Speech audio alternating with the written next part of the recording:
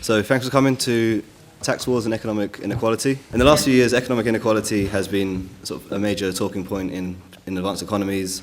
It's been the prism through which we've seen lots of political events explained, from Trump to Brexit to young people joining ISIS. Economic inequality seems to be advanced as a reason to explain all of this.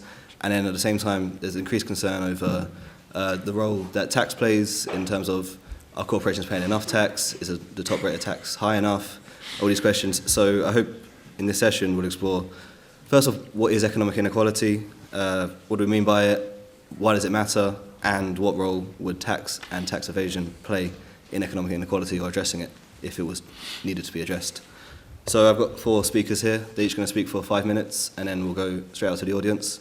So first we have Dr. Yaron Brook, who's the Executive Director of the Ayn Rand Institute and the co-author of the recent book, Equal is Unfair. Next we'll have Stefan Stern, who's the Director of the High Pay Centre, which is a London-based think tank which looks at the issues of top pay.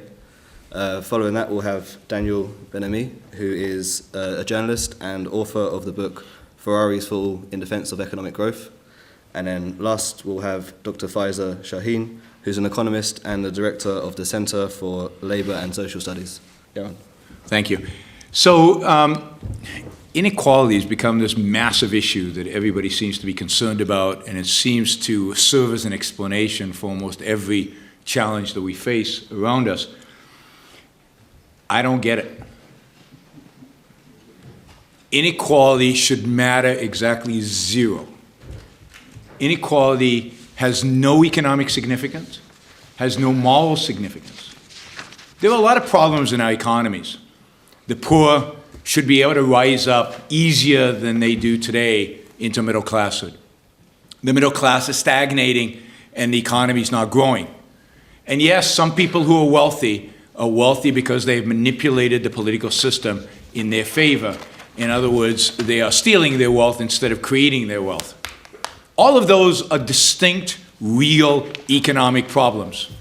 Not one of them has anything to do with inequality. Most economies where there is true equality are dirt poor. Nobody wants that. Most economies that are free have high income inequality. Because indeed, inequality is a feature of freedom. It's not a bug, to use computer terminology. It's a feature. When you allow people who are very different, and all you have to do is look around this room to see how different we really are. When you allow people who are different to be free, they produce at different levels. They create different things. Some are lazy and they don't work hard.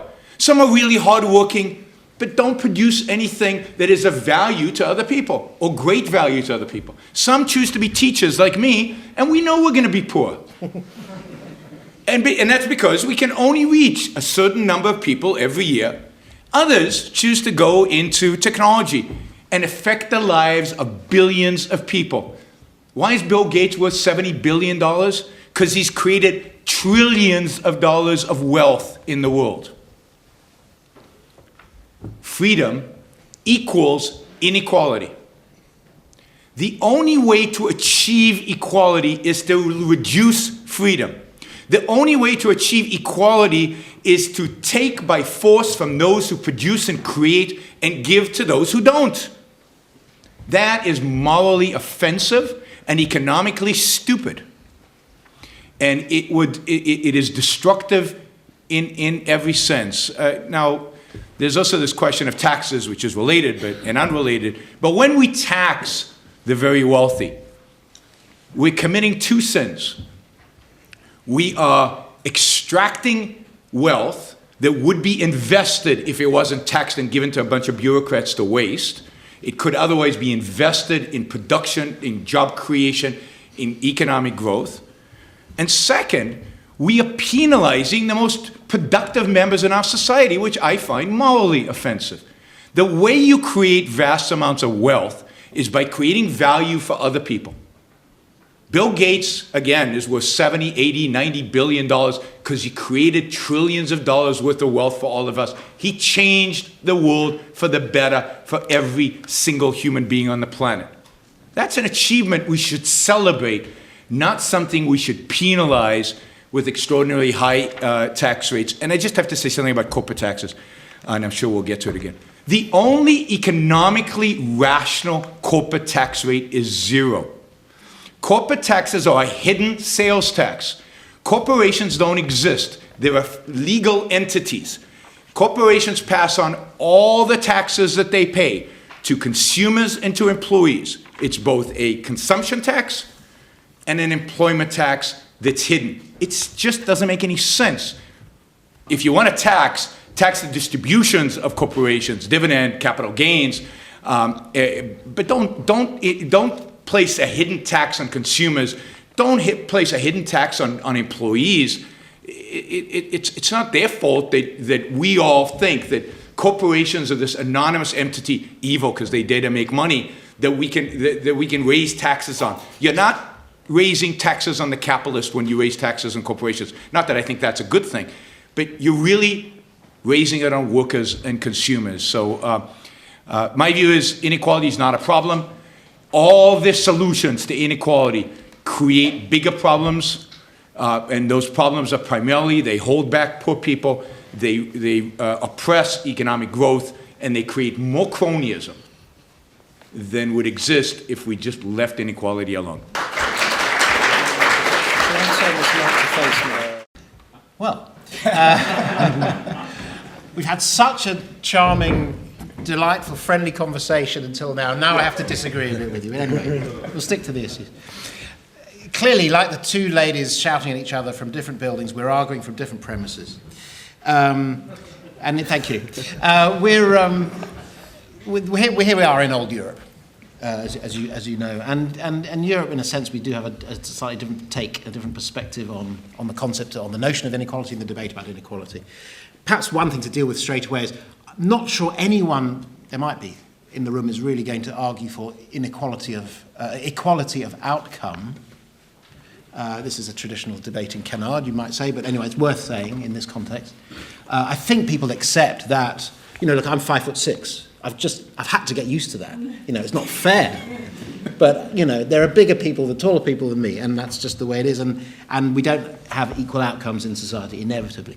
The question is, I suppose, is the degree to which inequality really does harm us. And and Yaron's absolutely right, that the interesting shift in the debate over recent years is that, unfortunately, perhaps from Yaron's point of view, his position is actually a slightly lonelier one than it was even 5 or 10 years ago.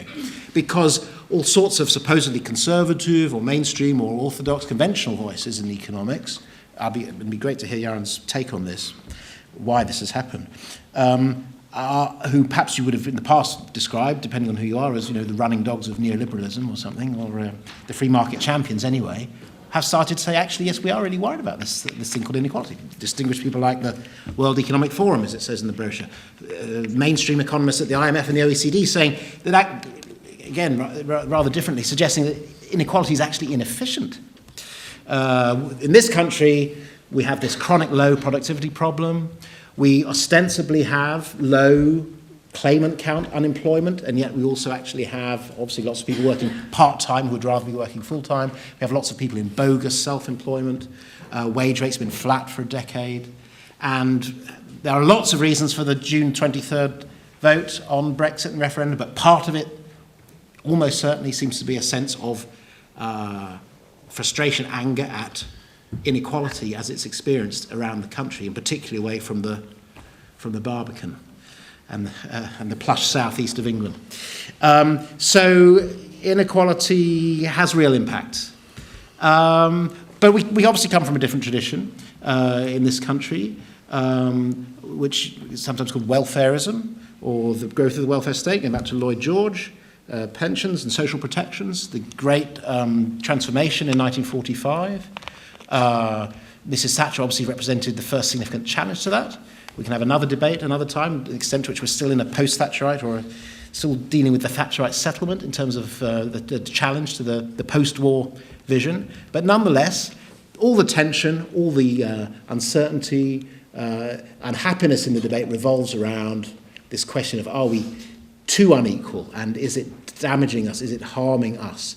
And Trump clearly is feeding off it from his own point of view, from his own political perspective, feeding off grievance, unhappiness, sense of anger at Wall Street, at the corporations, at CEOs and their massive pay packages. So it's a volatile and shifting ground. I mean, Yaron's contribution is extremely helpful because it forces us to think a bit harder about some of these things that we take for granted, and it is the outcomes that matter. That's why, to me, it's particularly striking that so much of mainstream economics is now moving onto this ground that says we should be worried about this. It's actually harming the economy. We're underperforming. The jobs we're creating aren't good enough. There's something wrong. Income and wealth inequality being entrenched through the generation, through inheritance. We're actually getting more unequal, and the majority view seems to be that this is a bad thing, something we should worry about. But we can debate it all now. Well, I've just got 5 minutes, so I want to just say two things. The first thing is that I am passionately in favour of equality, and I think it's really, really important that we pursue equality as a goal. The second thing I want to say is that I'm passionately against equality, and I really think we should resist the drive to equality because it's really, really negative. Now, I can see, I'm sure Tom is getting worried, probably thinks I've gone a bit mad, but I think a lot of the discussion is of that character. In other words, people are not really listening to what's being said. I mean, I think slightly Yaron and Stefan have to a degree engaged with the real discussion, but very often people are using the term equality and inequality without saying what they mean, because I think we're not going to have a sensible discussion unless we understand what it means. And in that sense, maybe it was a rhetorical flourish when you said, I don't get it, probably just a rhetorical thing, but we do need to get it. We do need to understand what's really being discussed and what is the drive behind this discussion. And we need to not understand or specify what we mean by equality and inequality, but also how it links to freedom. I mean, Yaron has got his particular conception, other people on the panel will probably have their conceptions, but how does it relate to freedom? How does it relate to economic growth? All of these things are quite complicated, and I think the problem is that very often we're kind of replaying in a very garbled sense a kind of 20th century discussion. We assume that it's a debate about socialism versus capitalism, when in fact I would argue, if you look at the debate now, it's not a debate of socialism versus capitalism or the free market against socialism or however you want to put it. There's something quite different going on. And it's really important to understand the dynamics behind it. And I think, hopefully, through our engagement with the audience, we can get to grips with what's really going on. I mean, just to say a bit more about my particular position on this, I mean, as Tom mentioned at the beginning, I've written a book called Ferraris for All, which in a sense, from the title, you can see is an egalitarian book, because it's saying that everyone should have access to prosperity. So in a sense, is arguing for a particular form of equality. And in fact, is very much in line with an old socialist tradition. I mean, fortunately, a tradition now long past, but there was a very strong socialist tradition of saying, we want to abolish scarcity, which didn't just mean we don't want people just to live on the absolute breadline. We want everyone, we want to aspire to and move towards a society where everyone can have what they need. There's no problem of material scarcity. So in that sense, I would say I'm very much for equality and very much an egalitarian. Having said that, I'm very much against the current drive, which Stefan referred to, which people refer to it as a drive towards equality, but I think it's wrong. It's just not, it's not that, because if you listen to what's being said by all these technocrats like the IMF and the OECD and the Governor of the Bank of England, if you look carefully at what they say, they almost always add a caveat, which Stefan did. They say, well, of course, we're not arguing for equality of outcome. That's not what we're doing. And indeed, they're not. That's true, they're not. What they're arguing about, what they see as a problem, is extreme inequality. That's the way they pose it. And what their solution is, and I think this is highly problematic, is to hold things back. They say, well, look, there's the super rich. They are, in this view, they are kind of skimming money off the top of society, and that is completely unreasonable. There's the poor people who are really suffering. They make some kind of very direct connection between the two, which I don't think is a legitimate thing to do. It's not a simple zero-sum game. But the conclusion they draw almost invariably is that we have to make do with less. And it's often tied in with the whole kind of green discussion of climate change and all the rest of it. They'll bring that into their argument to say, well, everyone has to make do with less. And to the extent these people believe in equality, any kind of equality, it's actually equality of sacrifice. So Warren Buffett, who happens to be one of the richest people in the world, and Barack Obama have publicly discussed this. So they say they believe in equality. They do believe in a form of equality, but their form of equality is that everyone should make do with less. So Warren Buffett says, yes, I'll make do with a bit less, but the payoff is the ordinary person in the street also has to make do with less.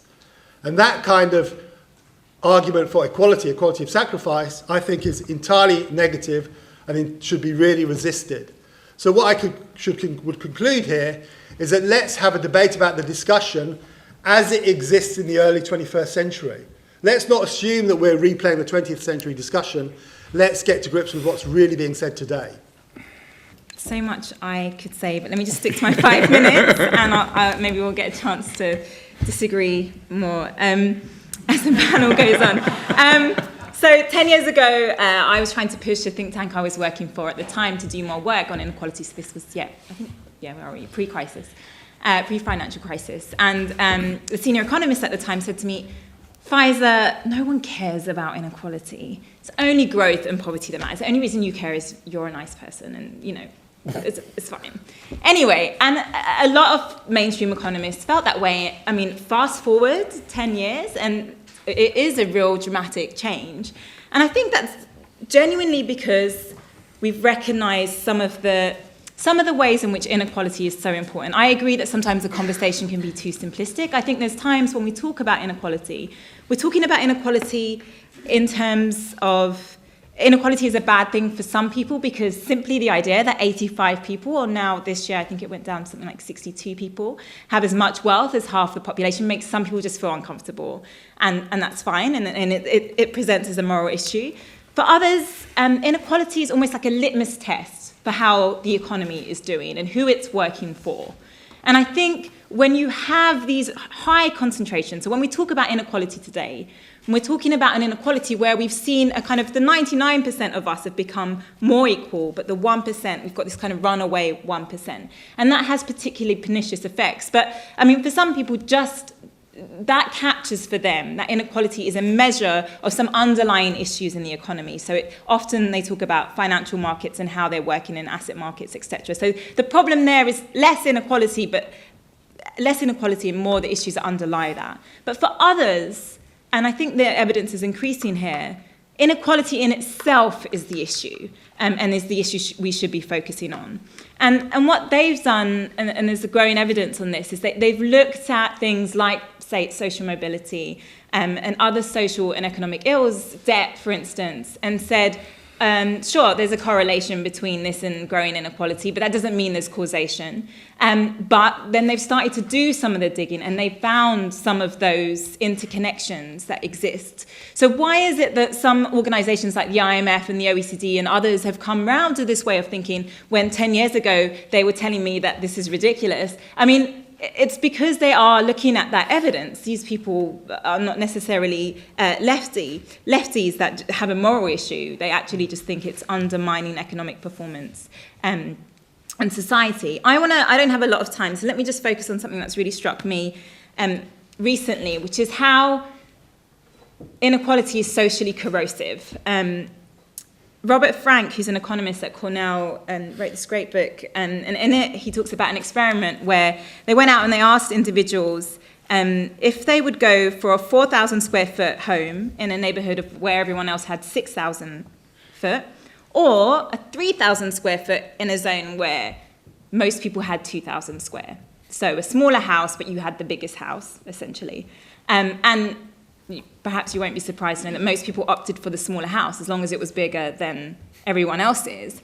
And so the issues around, I think this is the thing with inequality that we often miss, is how it connects to us and how it brings out some of our kind of animal instincts, some of our ways in which we measure our own progress against others. Now, I think one of the things that this experiment showed us is, of course, you could say it's just people are just greedy, this is the worst in human beings, or you could say it's about this rat race that we're all involved in. And for me, it's about inequality and individualism and all of those things. But I think what's become really clear to us in the last sort of couple of years, really, is how the politics of inequality, how that individual need for more versus others is playing out into our politics. And of course, we see that here, and we see that across the world, in fact. Thanks. And there's two ways in which the evidence is building up. So one is the idea about a lack of empathy. So more unequal societies, there's less empathy between the richest and everyone else. It's because our lives don't connect anymore. So even in London, where, for instance, like I grew up and I'm really proud, I think we mix loads, but actually, no, the evidence doesn't show that. More and more, we only mix with those in our own group and in our own socioeconomic group. So we don't have a very good understanding of what it's like for people on low incomes. We don't know anyone, and we're just not mixing as much as we used to, and that's affecting our empathy. So when we talk about the links then to tax, why is it that rich people and corporations want to hide their tax more? Perhaps it's because they don't really feel like they need to give back more to society. Perhaps it's easier to label people as lazy when you don't know them, right? When you don't understand the struggles that they have. And the other big thing, of course, is anger. Some people look towards the top. Some people look towards the top and they feel angry with the richest. And some people look at others, whether it be immigrants, whether it be other poor people, and they get angry with them. And that can often be manipulated by the media. I have to finish it there, but I really think that aspect of inequality, and there's many aspects of inequality that show now are very important in terms of the economics and the politics, that way in which it's affecting our society is so crucial, not just to understand what is happening now, but in terms of how we're going to build a better society that can deal with climate change. Thank you. Thanks.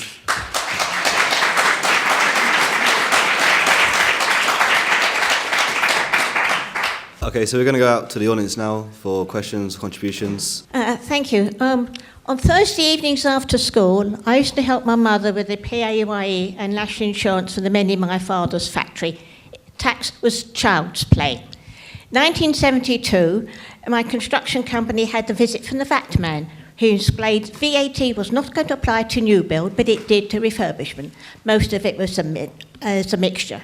Since when this evil import from the EU has been a terrible waste of time, non-productive time for business, and it's been by taxing the poor, people with no income are paying this evil VAT, which is most unfair. It's on everything from soap and toilet rolls to dog biscuit. Children are paying it on ice cream. That is where the unfairness is. It's not equality of sacrifice. It's an unfair tax on those with low income, which is holding them back. So I think Daniel is right to say that usually this debate is linked to other issues such as climate change, but I want to push it back into its philosophical root. So I have a question for Stefan and for Faiza. So Robert Nozick gave the famous example of Will Chamberlain becoming very, very rich because thousands of individuals decide to give some part of their money to see him play basketball. The equivalent today could be the author of Harry Potter or Wayne Rooney becoming super rich because many of us decide that it's worth our time and money paying something to read the book or watch them play football. So do you think that there is a problem at its essence if Wayne Rooney or the author of Harry Potter has 1 million times more money than I do? Thank you. You touched on low productivity, but we've also got very high employment rates in Britain. And if you compare that to Europe, where actually there's higher productivity but lower employment, higher unemployment, is this the phenomenon of hysteresis? Which kind of, so if we were to have higher unemployment in this country, we might actually see higher productivity. Also, Paul Krugman wrote in the Wall Street Journal about how the devaluation of the pound is potentially representative of the Dutch disease, where the City of London, which has attracted a great deal of foreign direct investment, has potentially crowded out investment elsewhere in Britain because due to the high pound and overvaluation of the pound, you have other industry not being as attractive. The reason I say these two things is maybe because they're not related to inequality. On the other point of wealth, you can create some interesting positions if you look at wealth inequality. The 20th percentile in terms of wealth in Israel is infinitely more poor than the 80th percentile in Israel. I have high negative net wealth because I'm a student and I've taken on student debt. But as I'm sure the crowd could probably see from me stood here, I haven't exactly got it particularly badly off. So, I'm actually dancing around the subject I want to point to, which is about measurement. I've talked about productivity and wealth. Is inequality maybe not the right measurement? But as Deirdre McCloskey talks about, maybe we should look at prosperity and quite how we measure prosperity. And if we start considering that, maybe we get to the conclusion Johan Norberg gets, who's at the Cato Institute, which is actually we're living in a golden age in many ways, and that the poorest today, in some ways, have it actually very well off. Thank you. Okay, so 2 quick points for Yaron. One of them is about, you talk about value and being paid for the value you have. What is different between that and, if you object to it, so people of different genders or different races being paid the different amounts for exactly the same job? Why is that a morally different issue for you, if it is? And secondly, you talked about it being immoral to charge corporation tax. You said this corporation is sort of an artificial entity that's not really a thing, it's just a grouping.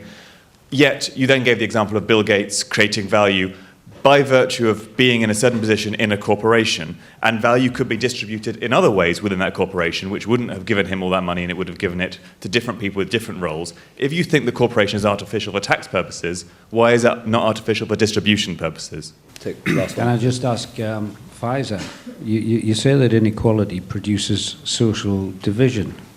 Well, I've been looking at some figures for that, and the income gap for Britain historically was at its all-time narrowest between 1977 and 1979. I can tell you now, those of us who are old enough to have lived through that, it wasn't very cohesive at all. So how do you explain that? And secondly, how do you divorce what you said about those looking up like that? How do you not call that envy? Okay, is there anything any of our panelists want to Sure. comment? Yeah? Let me first comment on some of what the other panelists said. 2 things I'd say. The experiment.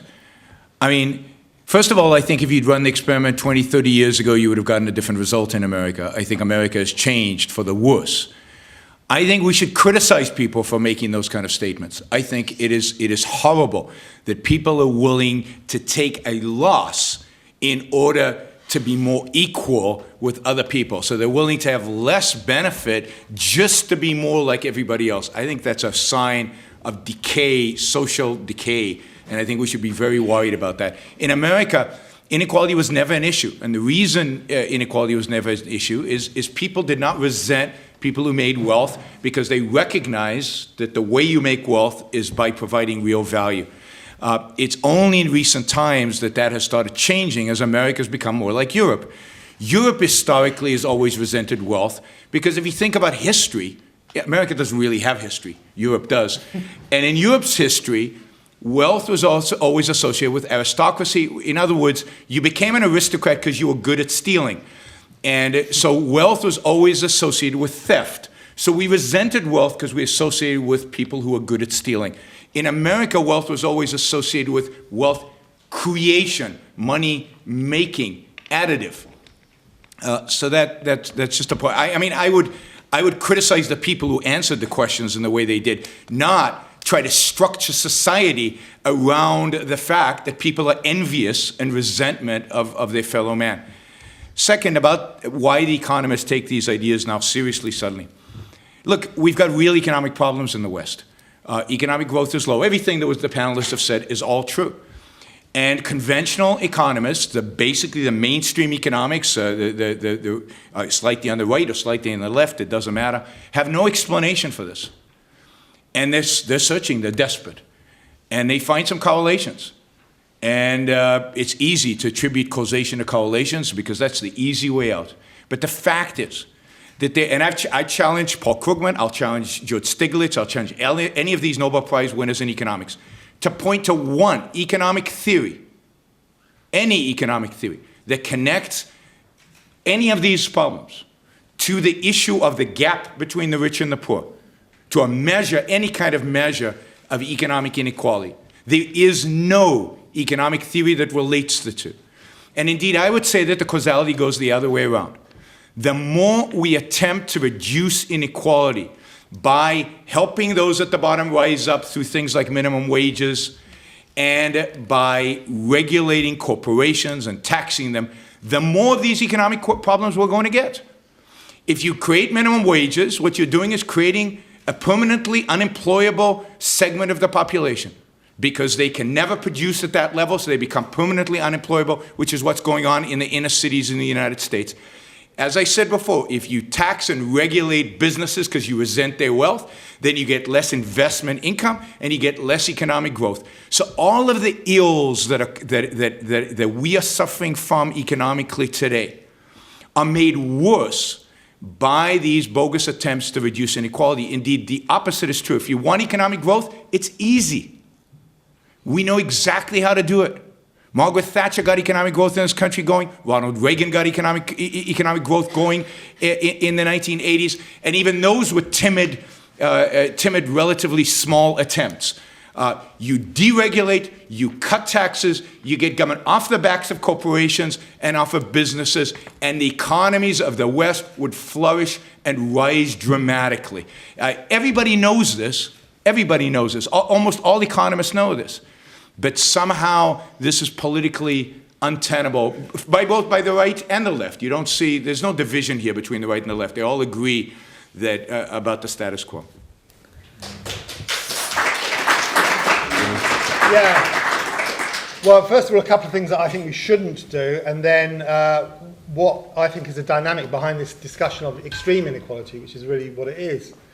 I think, first of all, we should be absolutely clear that for better or for worse, we in Britain and indeed America are not a free market. In fact, nothing remotely like a free market. And I mean, Yaron is nodding his head and perhaps agrees, but at the same time, a lot of what he says seems to assume there's some kind of free market.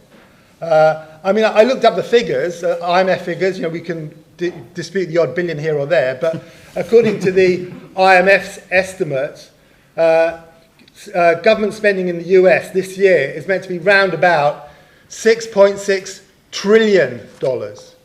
That's 5.4 trillion pounds. So for those not good at maths, and hopefully I'll get it right here, it's 5.4 million pounds. So 12 noughts after the 5.4. So there's a huge amount of state intervention, which public spending is a kind of indicator of, even in the US, which is held up as a kind of model by many people, as a model of the free market. So I think the reality is not one of the free markets. It's a very much more messy reality with some market activity, a huge amount of state intervention, very messy and very problematic. Despite the rhetoric of Reagan and Thatcher, I think they absolutely failed to tackle the long-term problems facing their economy. So whether we're a supporter of what we think of as a free market or against it, I think we should be really upfront. There is no free market anywhere, really.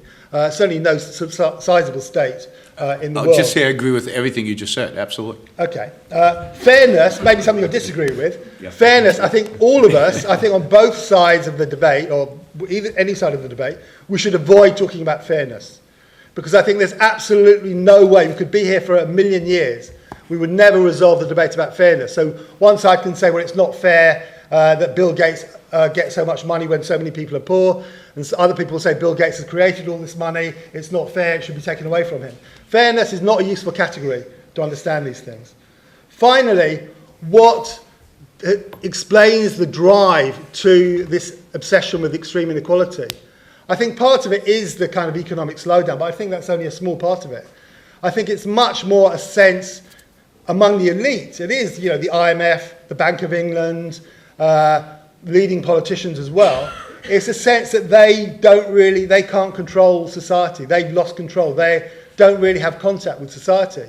So it's really an attempt to try to reconnect with society, to try and get some kind of popular support, to kind of, connect with people. But they're miserably failing because they don't have the ideas, they don't have the politics, they don't have the economic solutions. So despite the attempt to connect with people, they're not managing to do it.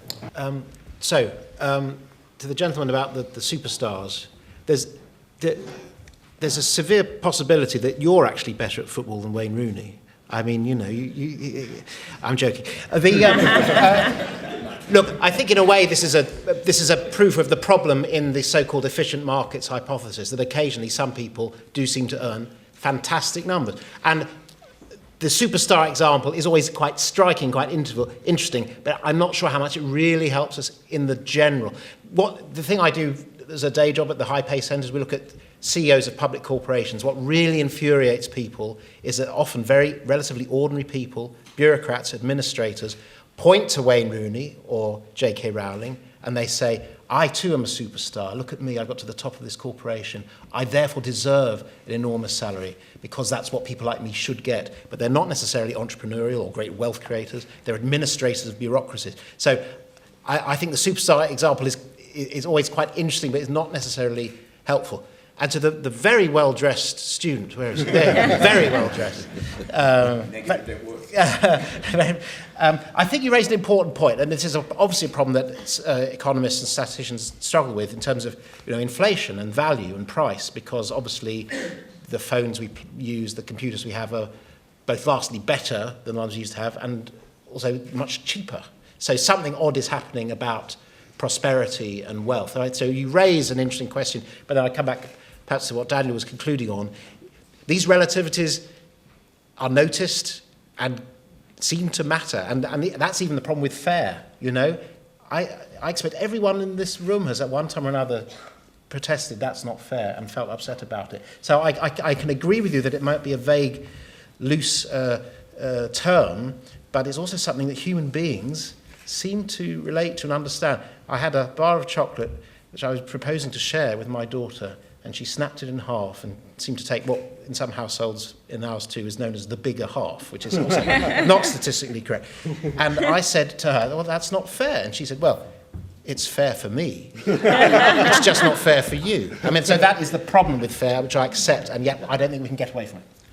Yeah, I mean, I just always find it really breathtaking that people will argue that after 40 years of the type of economy we've had, where markets have prevailed, where, okay, it's not quite free markets, of course not, but in which we've allowed markets to dominate, and which has brought us a financial crisis, has brought us the type of political problems we see right now, societal problems, and to be asked to have more of that, I always find it quite breathtaking.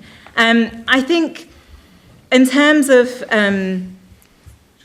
sort of representation and why politicians are failing in terms of talking about this thing. I mean, I've just finished doing some work for the BBC on political representation, right? So, I mean, it's really funny. Theresa May said the other day in her speech that we're going to be the party of the working class. 50% of the Conservative Party is privately educated. Now, it's quite cheeky when, I mean, I'm not to say, like, of course, there are people that are privately educated and they tend to be overrepresented, but you can't act like you know what is happening with other parts of society when you haven't necessarily you're not attuned to them. I mean, that's why they're failing, because again and again, we have political representation that doesn't reflect the people in the population. If we had a fairer distribution of people at the top, then we would have very different decisions, I think, that were made.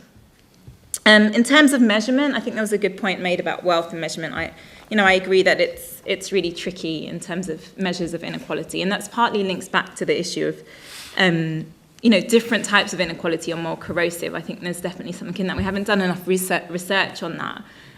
We should still be measuring wealth inequality because we know that wealth inequality, of course, the other extreme when people are getting in debt because they're buying a big house, maybe, and we might not see as so problematic. But the point is when people are having high levels of wealth that they can then give to the next generation, and that creates huge, I'm going to call it unfairness, but intergenerational inequalities that people don't like. I mean, is it right that the Duke of Westminster left his son all that money, wasn't taxed? Has he done anything to earn it? It's completely hereditary. We have to ask questions about that. I think it's fair enough. In terms of I think it's a really important point, the 77 to 79, and was it very socially cohesive? Look, when we talk about addressing inequality, we're not asking for absolute equality. I think it's fair enough. I think my husband would disagree about really getting paid more as a Man United supporter, but I think it's fair enough. Some people should get paid more, but how much more? Now, when in economics as well, like when there are societal costs to what an individual gets, then that's when we start having this conversation about whether we need to tax and redistribute and what we need to do about that. Now, when globally, today, we have a panel of 2 for and 2 against, Globally, that's not the conversation on inequality. Actually, when you look at who's agreeing that inequality is a problem now, it's generally the case that most economists will see it in a problem in one form or another. And so it does have societal cost. And in that case, then I think we have to be doing more to intervene. There's no problem with that. And there's no problem with that because of two reasons. I've just been looking at the stats, and we are really failing the public right now. We're really failing to allow people to use their talents and to rise up. We are really failing in that way. And we are also really failing to invest in our public services. Some of the things that we created, which were the best things this country have ever done, like the NHS, are severely undermined now because we care less about each other, and that is linked to inequality. I'm not saying it's the only thing. So for me, sure, maybe it wasn't so socially cohesive in 77 to 79. I don't know enough about the specifics about that time and what inequality looked like. What I can say now about what inequality looks like now is this difference between, it's really hard being the only woman on a panel. Why is it that I so often am the only woman on a panel, the only person from a state school? I can't tell you how fed up I am of this. My mum has had a heart transplant last week, and I'm still here, and I'm still talking because often I'm the only one. And why is that? It's because people from my background aren't given the opportunities. They can't come up and speak, and that's not the kind of society I want to live in. And that's what the question is here. That's what the central question is. What kind of society do we want to live in? Do we want to live in one that's more equal, that gives more people opportunities, that really looks at the evidence and and really understands why it is that inequality is important? Thank you.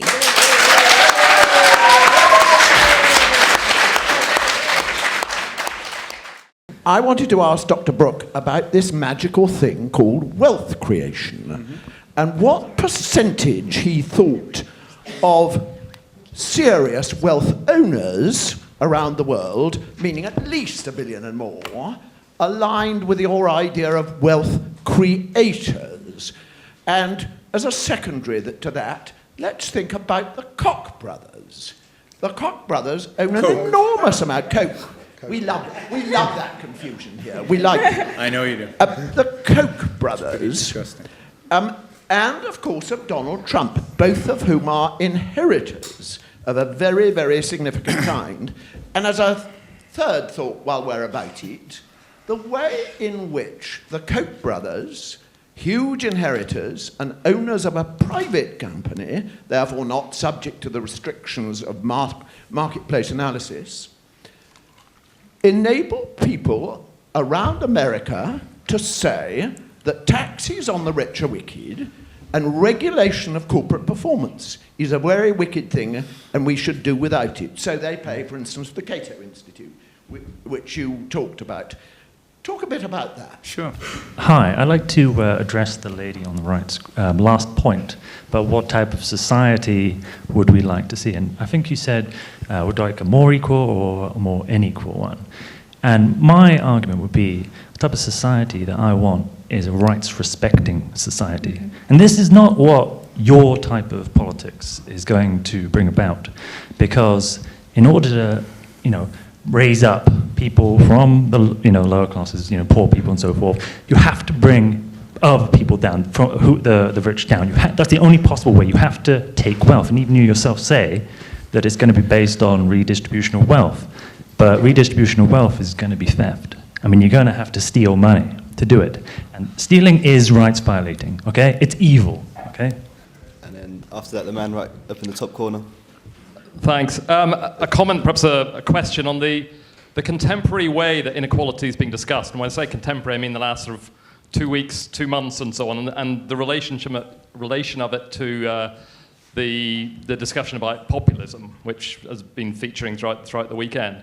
There's a strange thing about inequality, which people may challenge me, but I think if you look at it, there's always been a mismatch between the amount of discussion about inequality and the concern about it and what's actually happening to inequality in terms of it getting worse or getting increased or decreasing. Because historically, briefly, in the 1980s, there was a big increase in inequality and no one really was talking about it. Since the 1980s, equality has flattened out, and in fact, the World Bank recently made the point that in industrialized countries, inequality has actually been narrowing. I think Britain has been narrowing more than anywhere over the last 10 years. And yet the discussion about inequality, the perception of inequality, is sky high. So there's this strange mismatch between the discussion about it particularly increasingly in the last 5 years within the elite and what's actually going on the ground. Now, to me, looking at that perception today, I think this discussion about populism, I think is quite interesting, because the knee-jerk and quite legitimate reason people are giving for why is it so many people are supporting Trump, supporting all these populist parties, why is it so many people, perhaps voted Brexit, although we'll leave that to the next discussion here. But a knee-jerk reaction is say it's because of inequality, that people feel that inequality and unfairness is what motivated them to vote. And that's what the establishment has jumped on. I think that's why Theresa May and others are making these statements saying, we're going to put inequality and fairness at the top of our agenda, because they feel, in response to the rise of anti-establishment voices, that they're losing touch. The ironic thing, to conclude, the ironic thing is that the research that's done on why people are supporting Trump and others is that it isn't for economic issues or issues of inequality. There's some research which people will have looked at, but it's well worth those who haven't, by Engelhardt and Norris, which has looked at what is it that is driving people to vote for or support populist movements. And they say it's not economic, it's cultural. It's issues of identity, it's issues of gender, it's issues of environment, all sorts of what they call cultural issues, not economic ones. So the irony is the establishment's jumping on the issue of inequality as being the problem that it's out of touch of society, precisely at a time whenever there's much bigger cultural things which are undermining, in a sense, the coherence of society. So it's a self-defeating focus at the moment, which I think is quite ironic. I mean, as an economist, I always want to have more discussion about economics, but actually the discussion about economic inequality is actually missing the point as to what's going on in terms of social trends today and in terms of what's happening in society. There are two distinct issues here, and we're mixing them up slightly. One is the inequality between individuals, and when we look at that, then we're looking at fairness, we're looking at kindness, we're looking at whether it's just right for someone to earn. I was just working it out as we're talking, over 1,000 times more than I get, and probably therefore on interest, spending more in interest in 5 minutes than I earn in a year. There is that debate that we need to have. But we shouldn't cloud that discussion, or we shouldn't let that discussion cloud a different discussion, which is the structural inequality between the wealth that can be acquired through share ownership and the wealth that can be acquired through working, through producing and making things. And I think one of the problems we have in this country is the growing inequality between those two ways of acquiring wealth, which is why, and it's not about socialism versus capitalism. I mean, I think Dan's absolutely right. It's really about a more efficient form of capitalism, which is why I think Yaron is wrong about the minimum wage, for example. The minimum wage shouldn't be seen as some sort of do-gooder welfare measure. It's a hard economic measure that prevents the worst form of capitalism and makes competition, or slightly tips the balance towards competition by being better rather than being simply cheaper, which is better competition, and that in itself would begin to give people who are working a better opportunity to use their skills and have a greater share or a greater balance between the income they can generate through working compared to the income through share ownership. And it's that inequality that's the problem, and it's that inequality that shouldn't be left unchecked. Hi, my name is Jennifer Grossman. I'm the CEO of the Atlas Society, so I am another woman here that is, I feel, being given a great opportunity to be in a leadership role. And I just came from the United States, where we are probably going to have another woman, we're going to have a woman president. We'll be following in your footsteps. So I don't quite see the inequality that you are talking about, and if we wanted to have more women represented in higher ranks of companies and in politics, then they should decide not to have children, which I have decided not to do because I wanted to pursue my career. And I knew that if I was going to be taking out time to raise my children, then I would not be judged on the same playing field as other people because I would simply not be bringing the same value to bear. I also have to disagree about the minimum wage. I think the only thing that's going to be good that will be coming out of the minimum wage is that we'll probably be having a spur in automation and innovation and technology because those jobs will have to be replaced. We live in a very competitive society, and companies are either going to go out of business or they're going to be passing along higher prices to consumers, which is going to be, in fact, a hidden tax on people. And I don't see your point either about the fact that we are not mixing as a society. I have had positions of having to manage hundreds of people, some of whom were menial workers and some of whom were executives. And so, but in that kind of voluntary situation and highly competitive situation, everybody was either going to be bringing their best to the game or they were going to be put on the sidelines. So the only time that I am in touch with people of a much lower socioeconomic level that I walk away feeling less empathy and a lot more resentment is when it's not a voluntary situation, when in fact they're getting a benefit that's being forced, taken away from me or taken away from somebody else that's earned it. So, but you're a wonderful public speaker, and I commend you for that.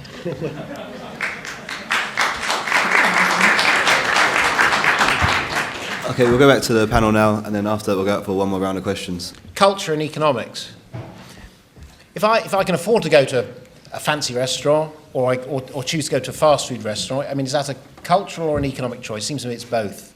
If you haven't got enough money to live on, do you resent people on economic or cultural grounds? Maybe both. You know, I think it's a bit too neat to say it's not about economics, it's cultural. I think they're mixed and it's hard to separate them. Let me take a stab at some of the questions from over here. First, you can have a personal belief, whatever you want, about the minimum wage. That's like having faith in some super being. No, I'm not talking to you. I'm talking to the gentleman in the back. There is a law of economics. It's just like gravity. If you artificially raise a price on a good, then demand for that good will decline. If you artificially raise the price on labor, the demand for that labor will decline. You want to speed up the robotization, whatever, if that's a word, of McDonald's and Wendy's, great. Raise the minimum wage, and those poor inner city youths, which some people here claim to care about, but I really care about, you can laugh. You can laugh because, I mean, this is interesting. If you're white, if you're male, and if you present ideas that are pro-free market, and this will relate to the Koch brothers, then you're automatically rich, snobbish, from private schools. You don't know me. You don't know I didn't attend state schools. You did. You talked about, no, I'm the only one here from state schools. How often is it? It's too often that happens to in me. America, you know, almost all of us are from state schools, and I'm not even from America. But look, the point is that I do care about those inner city kids, and I know that when you raise the minimum wage, they will never find a job. Unemployment among young black teenagers, and you don't care, among young black teenagers in Chicago is well over 20%, if not 30%. And when they raise the minimum wage to 15%, that unemployment rate will go to 50%. And we won't care because we live in separate neighborhoods and we don't see them, so we ignore that fact. But the cause is your attempt to reduce inequality. It's not, you don't do them any favor by forcing employers to pay a wage that they cannot justify based on the productivity of labor. And now with regard to the Koch brothers. Can I just on that though, Sure. in the UK with the minimum wage, actually when they raise the minimum wage here, they haven't found those effects. They haven't found that it's impacted employment. So I think you have to be careful there. I mean, I don't know specifically about the examples in the US, but as far as I understand, actually here and in the US, from what I understand, we haven't seen that growth in unemployment amongst certain groups. The economic literature is unequivocal on this issue. No, it's not. It's not at all. It's not. That's just not true. It is. It's just not true, though. It is. There's not one true. study. There's one study. But you're not more than first year economics. We'll have questions in a minute. You're ignoring the economics literature, the empirical literature in economics. We'll come out for questions. Paul Krugman, a supporter of the minimum wage, in his textbook in economics, when he wasn't a political hack but actually wrote economics, in his textbook in economics, there's a whole chapter dedicated to minimum wage, and he says very clearly, this is Paul Krugman, not some radical right-winger, he says the minimum wage is purely a political issue. There has never been and cannot be an economic reason to have any minimum wage greater than 0. That's Paul Krugman. But let me address the Koch brothers, because I promised to correct No. I want to say something, Go and ahead. then presumably we'll get a chance to sum up at the end as well anyway. So I just wanted to say a couple of things. First of all, to maybe take a cheap shot at the, I think it was Peter York, who mentioned in a previous session Dark Money, a book by Jane Mayer. And if you look at the FT website, there's actually 2 reviews of that book. One by me, which is quite critical, because I thought it was an awful book, and another one which was actually quite positive. But just one cheap shot on that. There's lots of things that could be said about the book, and you can look up my review. But one cheap shot, although absolutely true, is that Jane Mayer talks about the Koch brothers incessantly and all of these other affluent people who back potential Republican candidates for the US presidency. Ironically, I'm not sure if she mentions Trump at all, certainly very little, because she wasn't expecting him to be the presidential candidate. Hardly mentions the fact that Hillary Clinton has got a huge amount of support from very wealthy people. For example, the front cover I noticed of Bloomberg Business Week this week is Chaim Saban, who is now an American billionaire, who's lent her his private plane to travel around America for her campaign. So, yeah, maybe it's a cheap shot. It's not a fundamental political point. But if you're going to look at wealthy people backing politicians, Hillary Clinton is very much in that category, as well as Trump being independently wealthy. The other thing I wanted to say just very quickly, on social mobility, I think social mobility is really problematic. I wouldn't go as far as the guy at the back talking about rights, but the whole assumption behind the discussion of social mobility, which was a bit hidden in what Pfizer was saying, is that it essentially assumes that there's very little economic growth, or economic growth is static. And in that situation, if you have people going up to the top, then almost by definition, you have other people falling down. I would say not positive at all. It's just sharing out the misery, really. My alternative is economic growth, increasing affluence. And then it's not a zero-sum game. If you have societies becoming a lot more affluent, then at least potentially, and in reality, generally speaking, the whole of society gets a lot more affluent. So if you look at the reality of the world in recent decades, hundreds of millions, billions of people have been really raised out of poverty by the process of economic growth. And we shouldn't forget that. That is the fundamental driver of prosperity, people getting better off. Economic growth, that is something that is really stigmatized in this society, but we should really, really uphold. Look, it's not a matter of growth or inequality. I mean, we have these conversations sometimes, and it becomes quite black and white. Of course, you can have growth and have lower levels of inequality, right? Like how you deal with higher levels of growth and then lower inequality at the same time would be a win-win, I would hope. And also there's signs, and the OECD did a study to show that when you have growing levels of inequality, partly because of this talent issue, partly because of the ways in which inequality captures a lot of underlying issues in the economy, whether that be about debt and financial markets or otherwise, when you have higher levels of inequality, you have lower levels of growth. And they were quite clear on that study, and there's now a few studies that try and back up that point. So I think it's not a matter of inequality or growth. We should be aiming for both, and I would say we should be aiming for green growth because we don't have an infinite planetary resources. Just on a few things, I mean, rights. Look, the human rights chart. The key of that is equality. You don't have equality between groups unless you do something about these huge levels of economic inequality. I mean, I just don't, your argument that rights is about freedom, actually levels of economic inequality hurt some people's freedom as well.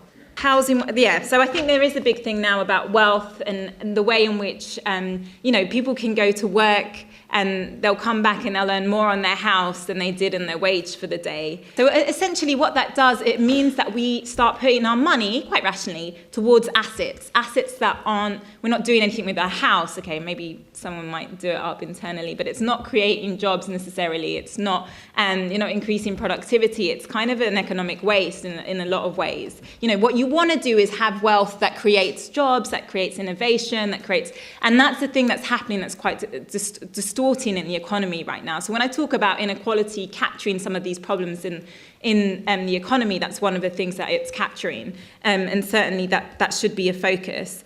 So my comment is for Dr. Brooke. So I'd like to preface this by saying that I largely agree with what you've said, that the important pursuit for society is to have a society in which individuals are free to be socially mobile. And I would largely agree with your characterization that the pursuit of equality of outcome is largely a bogus one. However, you've then followed up this comment about social mobility with something of a demonization of the tax, which then brings me to a central issue that we've only touched on here, which is quite central, I think, to this issue of inequality on the whole, which is that of education. Because the assumption you've put forward is that if only we can cut regulations enough, we'll get enough economic growth that we'll have job creation, and that individuals will sort of spontaneously upskill themselves in order to be able to obtain the sorts of jobs that are being created, which is evidently not the case, and it's also not the case that everyone is born into a family that can self-fund high levels of education to allow them to obtain the sorts of jobs that are being created. So I'm wondering how you can then sort of reconcile these two ideas, that we can have no tax revenue, no education subsidization, no loan provision, and also assume that everyone in society will be able to be socially mobile. Yes, I'd like to echo that point. I think Dr. Brooks is highly articulate and perhaps persuasive to some. I feel his view utterly simplistic. I mean, it's a very strange view of society that we have these individual components without any interlinks with anyone else, that they come from nowhere. People come from families, as has been pointed out. People and families have different resources, which they've inherited. They're perhaps from robber barons, in their past history, like you were talking about in this culture earlier on in history. Same applies today. People come from very different backgrounds. They have different opportunities. They have different education. They have different skills, abilities. It's not just individual entities. You give the picture that there are people, they work hard, and if they work hard, they make money. That's a ridiculous notion. It really is a ridiculous notion.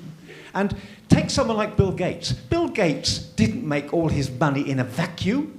He depended on living in a society like any wealth creator does. And that society, there's an infrastructure to that society, which they don't pay for. Oh, well, you may say they pay for it, but I don't think they do pay for. It's there before they even begin. So people are not these islands completely separated from each other. We live in a society. And thank God, I have to say, we live in a welfare society, which I regard as a civilized society. I think it's an achievement of a society becoming civilized. And I rather wish the United States would take that on board. Thank you.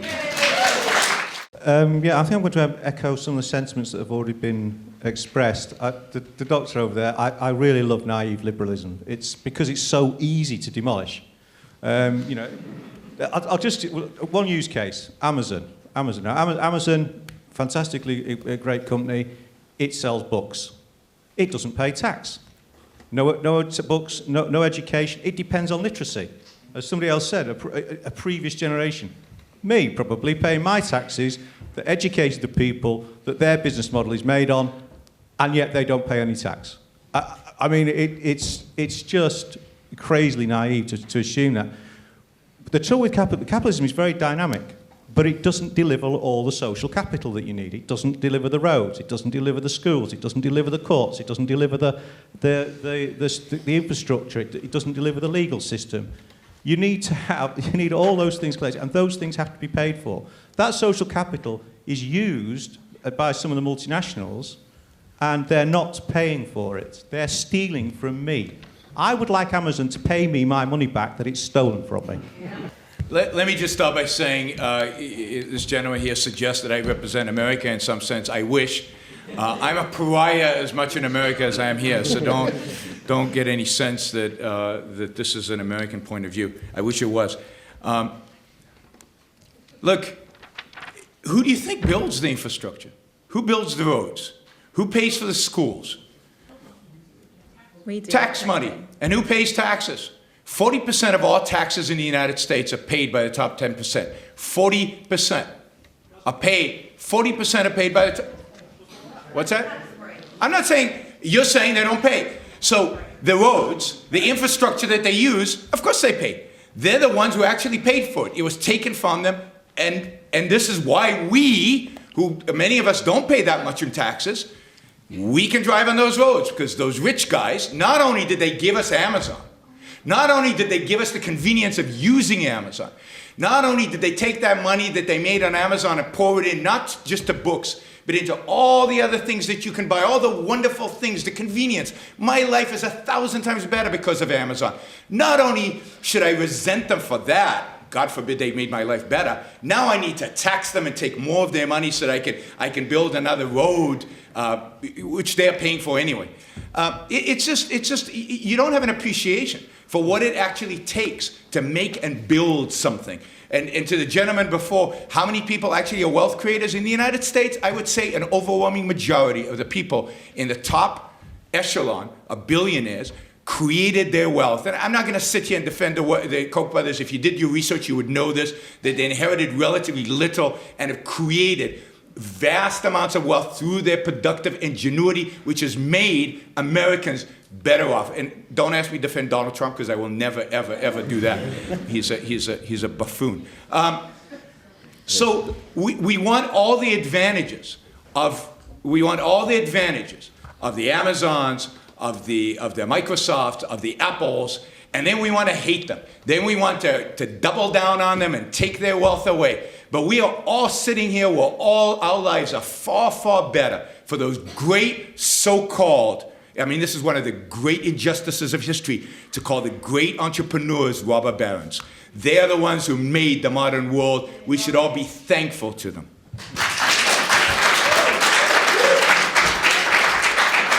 Some people do, attacking you and him. Well, I rather enjoyed the contribution from the gentleman in the front who reminded us, to paraphrase a famous quote in this country, that there is such a thing as society. And we do live together, whether we like it or not. And we breathe the same air. And when we leave today, we want the public transport to work. We want there to be law and order. We want our property rights to be respected. We want our personal space to be respected. There is a social and civil space. And of course, one thing the robber barons appreciated eventually, once ahead of the original ones, once they created their wealth, was they also wanted a stable, law-abiding system and state to operate in and preserve their wealth in. So we all come to this realization sooner or later, and it is one of the reasons why Trump is shaking things up, I guess, so much, because people fear what he might do. So I don't feel, when I do my tax return, that I'm being mugged or that some sort of theft is taking place. And I don't think that corporations who benefit from the transport system, law and order, and educated and healthy workforces and so on, are being despoiled of a share of their profits when they contribute back to the society that we all live in. But look, you can't say this isn't a subject that doesn't matter or that we're not worried about, because this has generated a degree of heat and feeling on all sides, and that's and it's been enjoyable and stimulating to hear everyone's contributions. And there are, I think everyone has said this, many more layers to this and subtleties to this than we sometimes allow, and I think that's another reason why we should make the most of these opportunities to really thrash out the differences, because the 2 minutes clip in the TV studio does get reduced to something far more simplistic, where we actually sometimes find ourselves caught into a stereotypical and crude view of something, which ignores the need for successful businesses, for example, which we do actually need. We need them to pay their tax, and we need them to employ people, not machines. So thank you for the opportunity, and I hope we can all get along.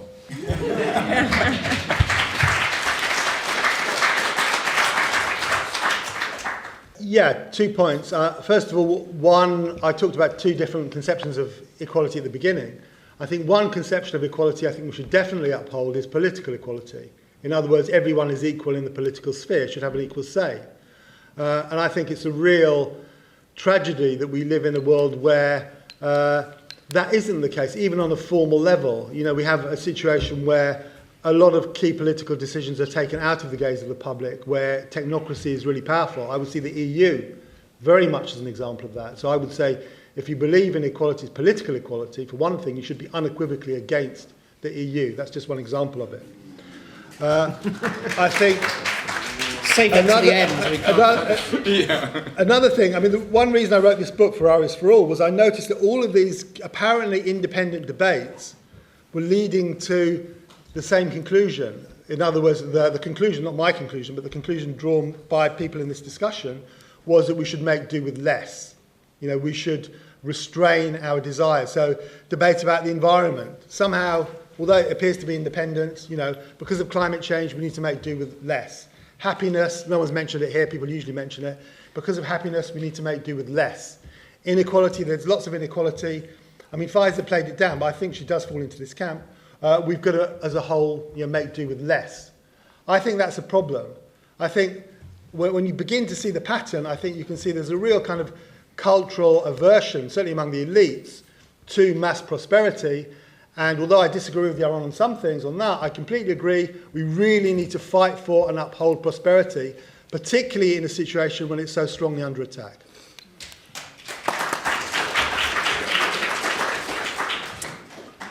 Yeah, thank you for your observations about women in the US. And I would just say, look, just because it's great to have a woman president, depending on how you feel about Hillary Clinton, but I mean, and it was great to have a black president, but that doesn't mean that the whole situation for African Americans is suddenly sorted. Of course not. I mean, look at what's happened with the Black Lives Matter movement. So yeah, I mean, I'm not saying that isn't some sign of progress, but that's not the be-all and end-all. And that observation of me being on panels is an observation. I've been doing this for a few years, and you guys probably even over this weekend have seen there's not enough women, there's not enough.